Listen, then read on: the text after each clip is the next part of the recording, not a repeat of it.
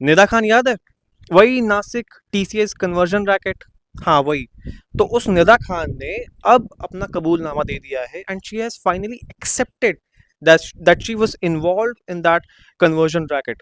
She coerced Hindus. तो इसने सारी की सारी जो भी विक्टिम्स थे ना उनको नमाज कैसे अदा करते हैं ये उसने सिखाया है, राइट? इस्लामिक ट्रेडिशंस के अकॉर्डिंग किस तरीके से नमाज अदा की जाती है, किस तरीके से रोज़े रखे जाते हैं। और ये तौसीफ़ का भी वीडियो आपके सामने है, राइट?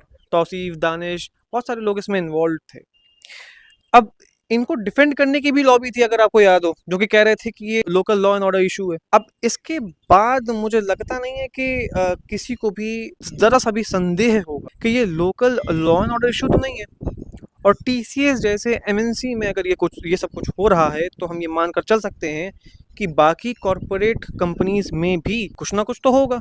हमारे लिए ये समझना बेहद इम्पोर्टेंट है कि इस तरीके की जिहादी गतिविधियां जिस भी कॉरपोरेट कंपनी में हो रही हैं उस पर सख्त से सख्त कार्रवाई होनी ज़रूरी है। क्योंकि जैसा कि हमने उस वक्त भी इस केस को लेकर पढ़ा था कि वहाँ पर कोई ऑफिस में कंप्लेन करने के लिए था ही नहीं।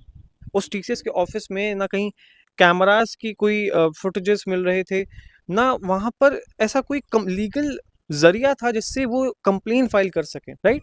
तो मुझे लगता है कि ये बेहद ज़रूरी है कि हम इस तरीके के कन्वर्जन केसेस को सीरियसली लें।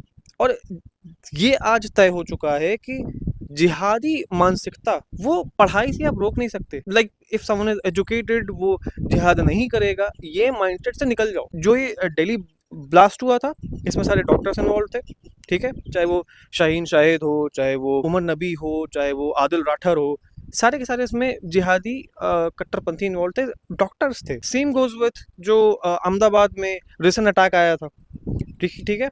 उसके बाद अभी आप देख लो ये निदा खान वाला केस। Radicalisation is nowhere linked to the amount of knowledge someone has acquired over a period of time. Even a person in noble profession could be a jihadi.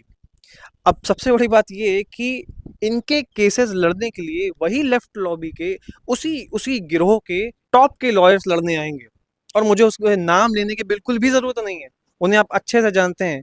किसने राम मंदिर के खिलाफ केस लड़ा था, कौन उमर खालिद की बेल के लिए एप्लीकेशन डालता रहता है, ये वही जिहाद लॉबी है। तो मैं चाहूँगा कि हिंदू समाज सतर्क रहे ऐसे जिहादियों से, निदा खान से, क्योंकि मोमिना जितनी खतरनाक हैं उतनी दिखती नहीं है। तो मोमिनाओं से सावधान होना आपके लिए बेहद ज़रूरी है।